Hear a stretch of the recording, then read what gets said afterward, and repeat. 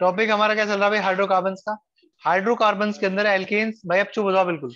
Hydrocarbon के अंदर alkanes हम कंप्लीट कर चुके हैं। एल्कीन्स के अंदर एल्कीन्स की प्रिपरेशन में है। अब एल्कीन्स का मतलब क्या होता है, कार्बन डबल बॉन्ड कार्बन के बारे में, ठीक है।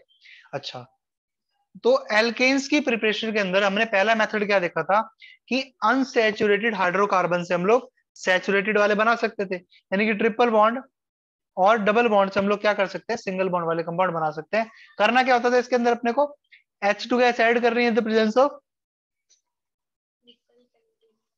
नहीं पढ़ोगे तो पिटोगे, ठीक है। H2 गैस ऐड करनी है, नहीं पढ़ोगे तो पिटोगे वाले तरीके से। क्लियर है। अब यहाँ पे क्या होता है भाई, अगर आप H2 गैस को सफिशिएंट अमाउंट में प्रोवाइड करोगे, सुन लो प्लीज एक मिनट ध्यान से सुनो, ठीक है, जो बोल रहा हूँ। अगर आप सफिशिएंट अमाउंट में प्रोवाइड करोगे तो बेसिकली क्या होगा, ट्रिपल बॉन्ड हो चाहे डबल बॉन्ड हो, वो कंप्लीटली आपके क्या हो जाएंगे, सिंगल बॉन्ड में कन्वर्ट हो जाएंगे। अरे बात समझ में।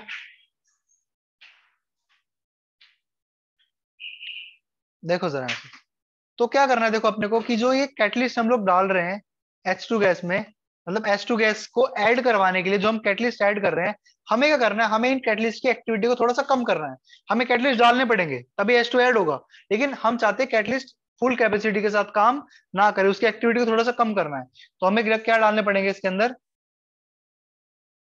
पॉइजन। पॉइजन मतलब जहर होता है वैसे तो, पर यहाँ पे जहर नहीं है, मारना नहीं है हमें अल्कोहल्स को, सॉरी ये एल्केन्स को मारना नहीं है जान से। यहाँ पे हम पॉइजन का मतलब क्या होता है, जो कैटलिस्ट की एक्टिविटी को हल्का सा डिप्रेस कर दे।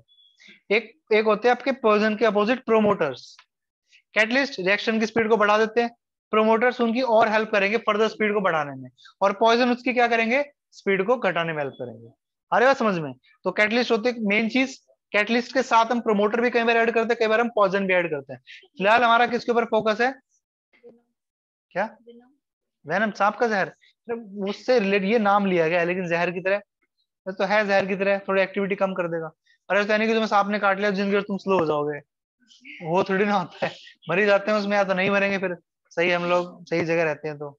और इस साइड, यहाँ जिस साइड हम रहते हैं वहां तो सांप ही नहीं मिलेगा, कटवाएंगे तो किससे, देखो। तो अब देखो, प्रिपरेशन करने के लिए वही काम करना है, आपको लेना है एल्काइंस, मतलब ट्रिपल बॉन्ड वाले आपको कंपाउंड लेने हैं, और उनको सिंगल बॉन्ड में कन्वर्ट नहीं होने देना, खाली किस में कन्वर्ट होने देना है, डबल बॉन्ड। मतलब जैसे डबल बॉन्ड में कन्वर्ट हो तो क्या हो जाए, रिएक्शन वहीं पे स्टॉप हो जाए, फर्दर और आगे ना आ जाए। इसके लिए क्या जुगाड़ करेंगे, पैलेडियम तो हम लोग डालेंगे, ठीक है, लेकिन इसके साथ हम लोग क्या डालेंगे, देखो ये जो कार्बन है ना, कार्बन, इस कार्बन की जगह हम लोग कैल्शियम कार्बोनेट भी ले सकते हैं। और यहाँ पे कार्बन है, ये चारकोल की फॉर्म में है। इसको हम लोग क्या बोल रहे हैं, पैलेडाइज्ड चारकोल, मतलब हमने चारकोल लिया है पैलेडियम के साथ, तो इसका नाम क्या बोल दिया हम लोगों ने, पैलेडाइज्ड चारकोल, ठीक है। पैराडाइज नहीं है, पैराडाइज है, कुछ लोग पैराडाइज पढ़ लेते हैं, ऐसा नहीं है, पैराडाइज में नहीं जा रहे, पैराडाइज चारकोल है। एक सेकंड वेट करना। तो देखो इसके अंदर, हाँ इसके अंदर मेन चीज क्या है यहाँ पे आपकी, कि पैलेडियम, मतलब जो आपका पैलेडियम है उसके अंदर हमने क्या डाल दिया, चारकोल डाल दिया, तो इसको हमने क्या बोला, पैराडाइज चारकोल। तो टेक्स्ट में लिखा है जरा उसको पढ़ते हैं। और यहाँ पे एक नाम और लिखा है, लिंडलर्स कैटलिस्ट, ठीक है। लिंडलर्स कैटलिस्ट क्या हो जाता है आपका, ध्यान रखना, ये जो पैराडाइज चारकोल है ना, और इवन एक्चुअल में लिंडलर्स कैटलिस्ट क्या होता है आपका, ध्यान देना।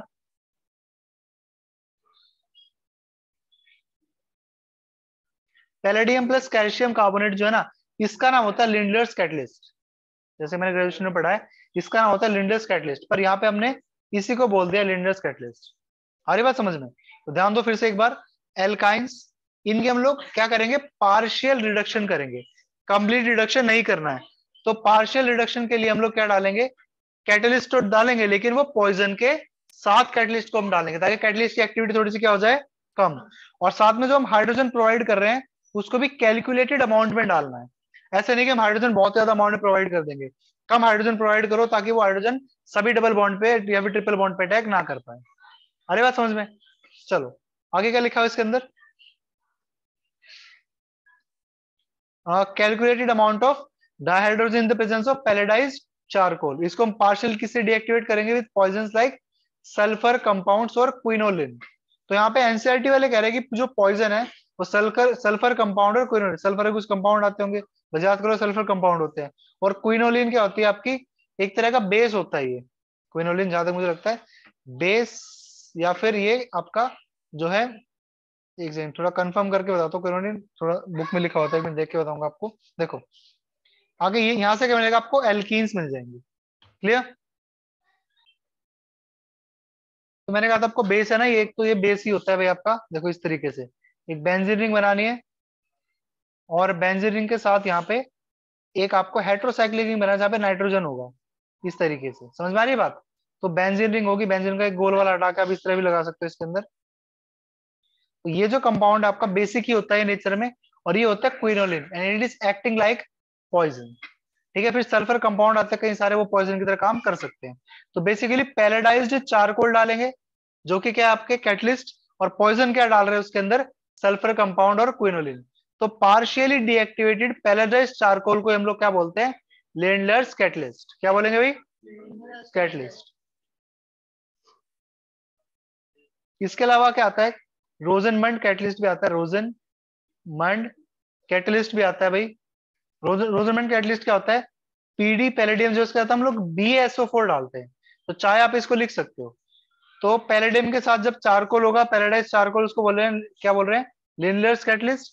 और ये लिख लो साइड में अपनी बुक में, अगर बुक अवेलेबल है तो। रोजरमैंड कैटलिस्ट क्या होता है, PD+BaSO4। तो ये दोनों सेम सा ही काम करते हैं। इसके बारे में जो है आपको BaSO4 वाले के बारे में आपको 12th में दिया हुआ है, चैप्टर 3 में, सेकंड बुक में। यहाँ पे भी काम कर सकता है पर नहीं दिया हुआ। ठीक है भाई। चलो आपको को सर ठीक है, फिर तो कोई दिक्कत की बात नहीं, यहाँ पे जो है बन जाएगा कंपाउंड। ठीक है, अब इसके अंदर आपको ध्यान का रखना है, एक तो तरीका क्या होगा, आप डाल दो लिंडलर्स कैटलिस्ट, ताकि फिर ये क्या हो, अच्छा कैलकुलेटेड अमाउंट ऑफ हाइड्रोजन, और आप क्या डाल दोगे, लिंडलर्स कैटलिस्ट, ताकि एल्काइन जो है वो सिर्फ एल्कीन में कन्वर्ट हो। पर यहाँ पे एक बात ध्यान देने की क्या आ रही है, ध्यान से देखना प्लीज एक बार। यहाँ पे सिस लिखा हुआ है भाई, मतलब ये जो एल्कीन बनेगी ये सिस वाली बनेगी। इसका कहने का मतलब क्या है, ध्यान से देखते हुए चलना, कि जब भी डबल बॉन्ड ऐड होगा ना, सॉरी, जब जब डबल बॉन्ड बनेगा और उसके अंदर H ऐड होगा, तो एक नीचे का बॉन्ड टूटेगा और दोनों H सेम साइड में लगने वाले हैं, ताकि जो बाकी बचे ग्रुप है वो ऊपर की तरफ उठ जाएंगे। ध्यान दो यहाँ पे इस तरह से हुआ है, ट्रिपल बॉन्ड था, डबल बॉन्ड बचेगा, और दोनों H सेम साइड में ऐड हुए हैं। तो सेम साइड एडिशन कराने के लिए क्या डालेंगे, लेंडलेस कैटलिस्ट। पर लेकिन आप चाहते हो ट्रांस एल्कीन बनाना, आप चाहते हो कि जो हाइड्रोजन है वो अपोजिट अपोजिट साइड में ऐड हो और ट्रांस वाला एल्कीन बने, तो उसके लिए हमें क्या डालना पड़ेगा, इसको हम लोग क्या बोलते हैं, इसको बोलते हैं हम लोग बर्च कैटलिस्ट। यहाँ पे ऐड कर लो, बर्च कैटलिस्ट, नाम लिख लो इसका, बर्च कैटलिस्ट। सोडियम और लिक्विड अमोनिया, यहाँ पे H2 गैस एनसीईआरटी ने लिख के आपको दिया हुआ है, H2 गैस लिखी है, बट एक्चुअल मैकेनिज्म में इसकी रिक्वायरमेंट यहाँ पे नहीं होती, तो थोड़ा एनसीईआरटी के अंदर शायद कमी है, ये फ्लॉ है। यहाँ पे आपका बर्च कैटलिस्ट है, इसका ध्यान रखना भाई। क्लियर है। तो लिंडलर्स कैटलिस्ट पता लग गया, लेकिन उससे क्या होगा, एल्काइन से एल्कीन तो बन जाएगी, लेकिन वो कैसे वाली बनेगी, सिस वाली। आप चाहते हो ट्रांस वाले एल्कीन बनाना, तो क्या डालोगे, birch catalyst, that is sodium plus liquid ammonia. चलो समझ में आ रही है बात। तो इस प्रकार से एल्काइन से एल्कीन की प्रिपरेशन यहाँ पे होती है समाप्त। बढ़िया टॉपिक था, क्वेश्चन जरूर बनते हैं इससे, मेरा तो फेवरेट टॉपिक में से एक है ये। ठीक है, तो प्लीज इसका ध्यान आप लोग आराम से रख सकते हो। सिस ट्रांस पता होना चाहिए था। देखो कल मैंने पढ़ाना शुरू तो किया था टॉपिक, लेकिन फिर जब मैंने देखा सिस ट्रांस आपको पता होना चाहिए, तो मैंने ज्योमेट्रिक क्लास में भी आपको पढ़ा दिया एक बार, है ना। और फिर आपको अब सिस ट्रांस का मतलब पता ही है, और फिर आपको कैटलिस्ट का मैंने आपको यहाँ पे बता दिया। तो सारी बातें क्लियर होगी भाई। आगे बढ़ते हैं इसके अंदर।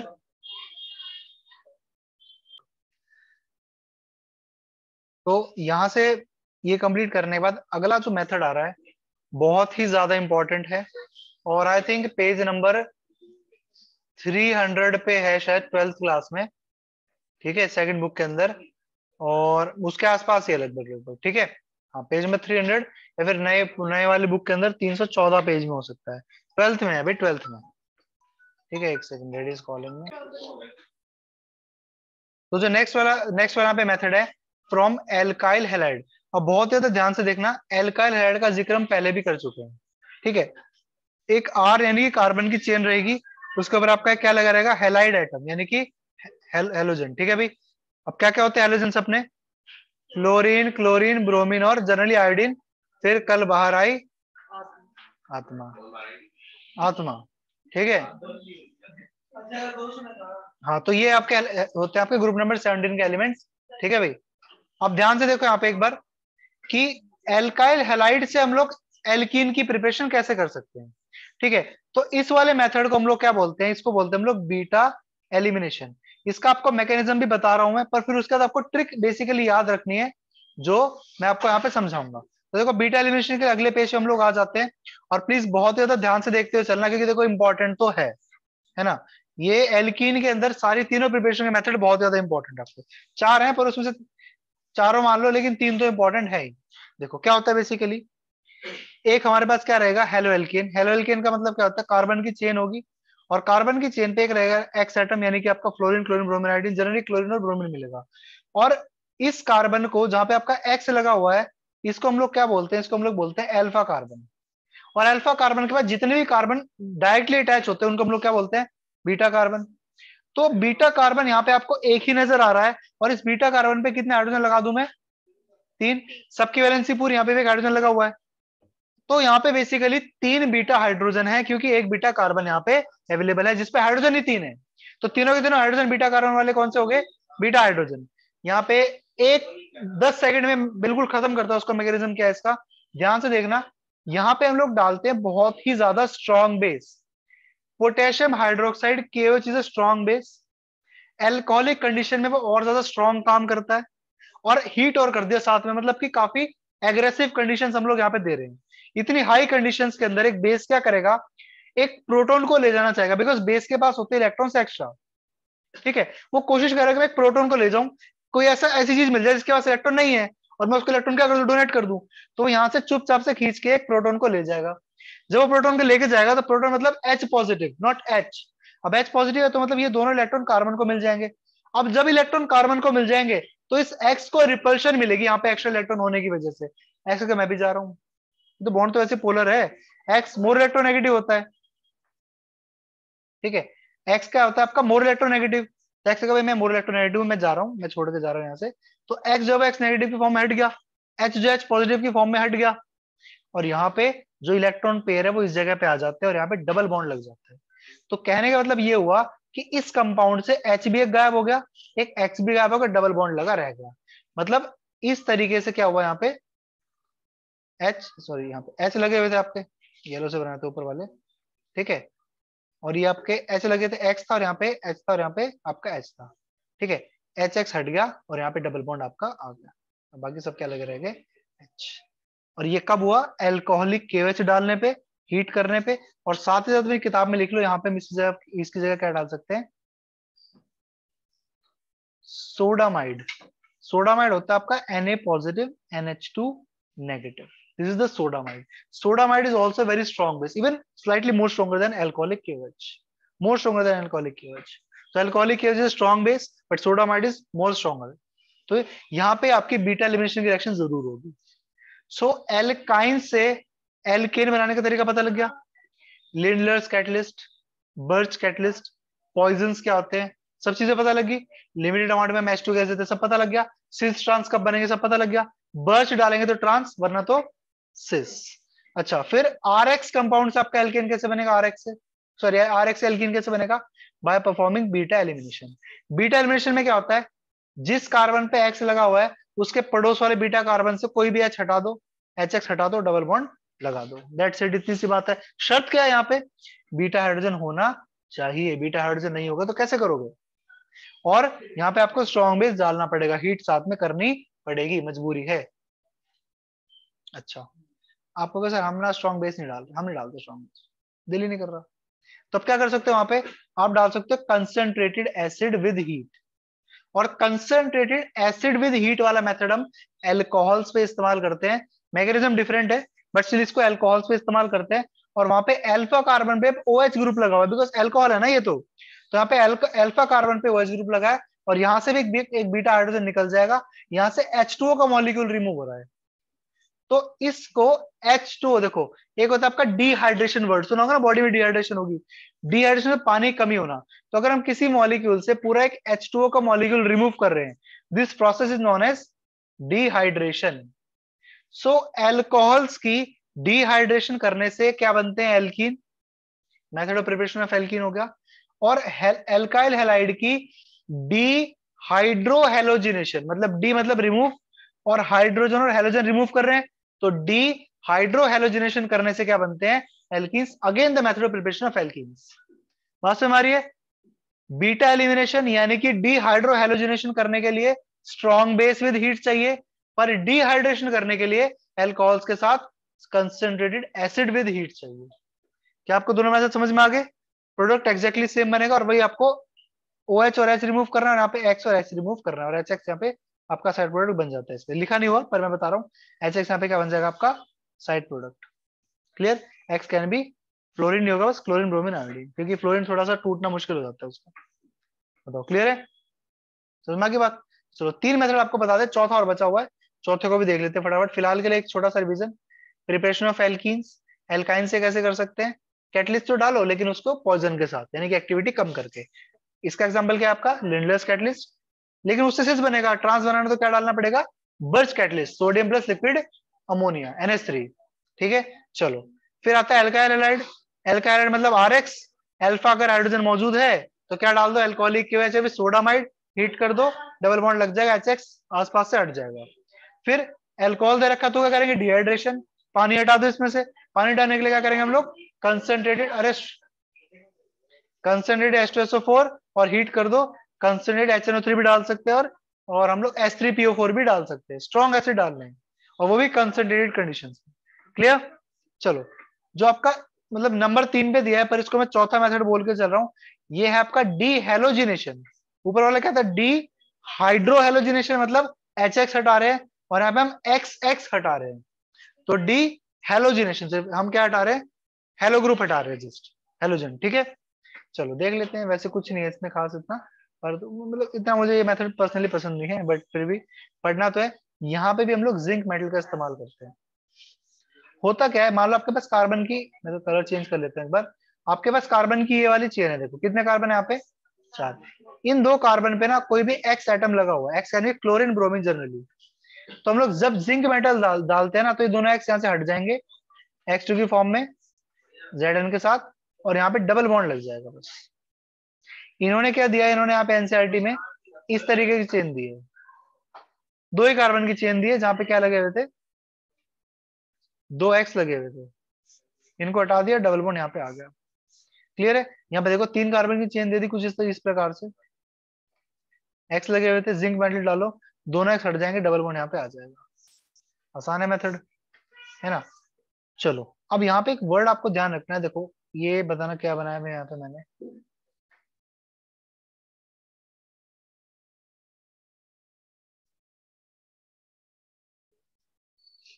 ये क्या है यहाँ पे? सांप है भाई, और सांप अगर किसी के हाथ पे काट ले तो कैसा निशान आता है उसके हाथ पे? इस प्रकार से डंक मार देगा। ठीक है, तो सांप डंक मार के क्या छोड़ेगा? विष। तो यहीं से मैंने एक वर्ड निकाला है, विष। हाँ, जो विसिनल डायलाइट्स होते हैं, यानी कि विसिनल यानी कि विस डायलाइट्स होते हैं, उनमें आसपास वाले एडजेसेंट कार्बन पे 2 हेलोजन एटम्स लगे रहते हैं। तो याद रखना आज के बाद विस डायहाइलाइट्स में क्या होगा? एक कार्बन की चेन है, वहां पे 2 पोजीशंस पे क्या लगे रहेंगे? Halogen atom. तो इनको बोलते हैं, क्या बोलते हैं? विसिनल डायहाइलाइट्स, शॉर्ट में लिखेंगे विस डायहाइलाइट्स। तो आज के बाद आप याद रखना इस चीज को। ठीक है भाई, एक आते हैं जैम। अब जैम में क्या होता है? जैम्स की गोली एक पैकेट में 5 रुपए की 10 गोली समथिंग, इस तरह 5 गोली आती हैं, तो एक ही पे होते हैं ना। तो जो आपका जेमिनल वाले होते हैं, जेमिनल में क्या सीन होता है? कार्बन की चेन है, एक ही कार्बन पे 2 हाइड्रोजन लगे रहेंगे, तो एक ही कार्बन पे 2 हाइड्रोजन, उसको क्या बोलेंगे हम लोग? जैम डाइहैलाइड। और अगर एडजेसेंट कार्बन पे 2 हाइड्रोजन, उसको क्या बोलेंगे? विसिनल डाइहैलाइड्स, विस वाले। ठीक है, और यहाँ पे हमें डी हेलोजिनेशन करने के लिए क्या चाहिए? जिंक मेटल और विसिनल डाइहैलाइड चाहिए। दैट्स व्हाई आपको साम वाला डायग्राम बना के मैंने बताया, और ZnH2 आपका बन जाएगा, ये आप ध्यान रखना है। बताओ क्लियर है सभी लोगों को? तो चारों प्रिपरेशन के मेथड यहाँ पे अपने जो है आज अच्छे से कंप्लीट होते हैं फॉर द एल्कीन्स। आ रही बात समझ में?